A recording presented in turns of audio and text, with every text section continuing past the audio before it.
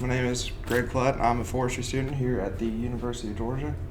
Last semester here, and I work for the Georgia Forestry Commission down in Waycross, Georgia, at the Dixon Memorial State Forest. I think it's about a 40,000 acre property down there that they have. Some information about the GFC. They make a lot of their profits. Well, I guess the state makes profits because it's a state agency from. Actually, the pine straw contracts kind of help with the understory. So basically, people are paying for the pine straw, but while doing that, they're kind of providing a service to get rid of some of the understory down there. They help a lot with some wildlife stuff down there. Forest health is a big issue that they're concerned about. For instance, Chinese tile tree right here, it's an invasive pest down there. And they kind of look for southern pine beetle, Ips beetle, and basically insects and pathogens. They help with stewardship plans, basically going out to private landowners' properties. The landowner tells them the main objective of the property, and they kind of look around there, see what they need to do to kind of manage for timber or for wildlife. So like they need to thin, fertilize, apply herbicide. And they help with educating the public.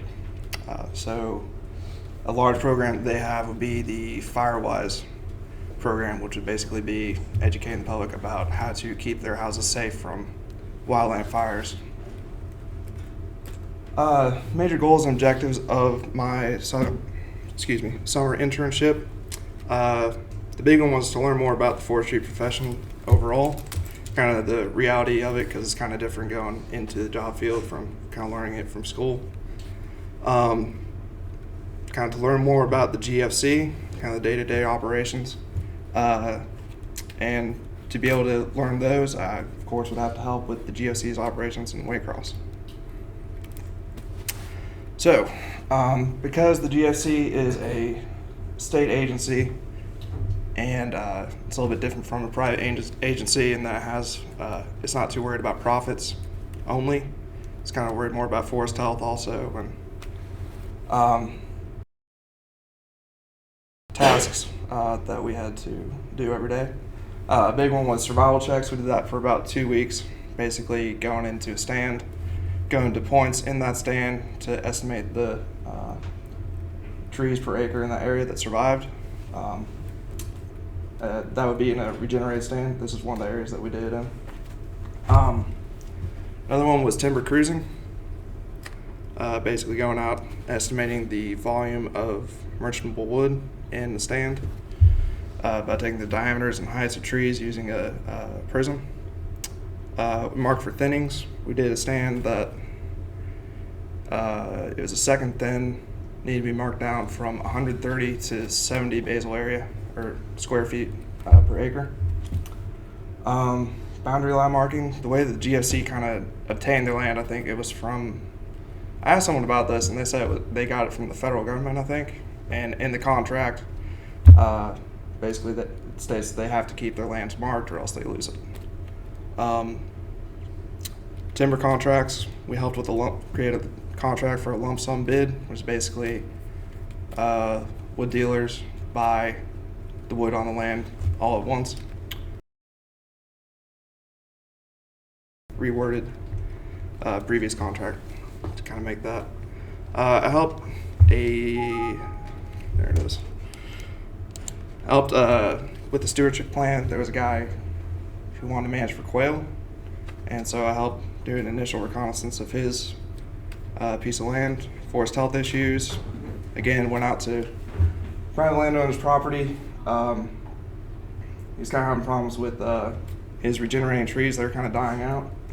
I think it was not fusiform rust.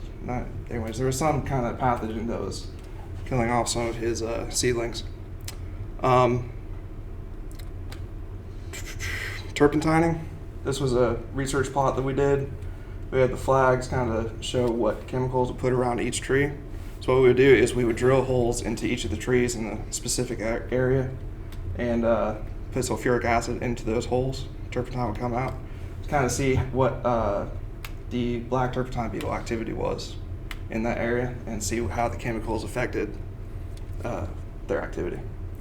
It helps did not mean to do that, with updating shape files, kind of adjacent properties and information on that.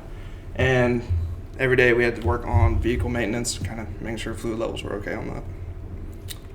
So how I contributed, basically by doing the work every day. By doing that, I learned more, and by learning more, I could help a little bit more later on. And by listening. Concepts and techniques learned, equipment use. Concepts and techniques learned in Warnell, I guess. Because of Warnell, I knew how to use the equipment. I knew some of the techniques, such as cruising and how to do survival checks, the math behind that, what it was for. Knew how to use a clinometer, prism, DBH tape, just because of classes like Forestry Field Camp and measurements, mensuration. Knew how to use ArcGIS. ArcGIS is a huge part of everyday work at GFC. Knew how to identify trees, which of course, forestry profession, gotta know how to do that. I didn't really feel there were any areas I was lacking in when I went in there. I felt a little rusty on ArcGIS going in, but I mean, other than that, any questions?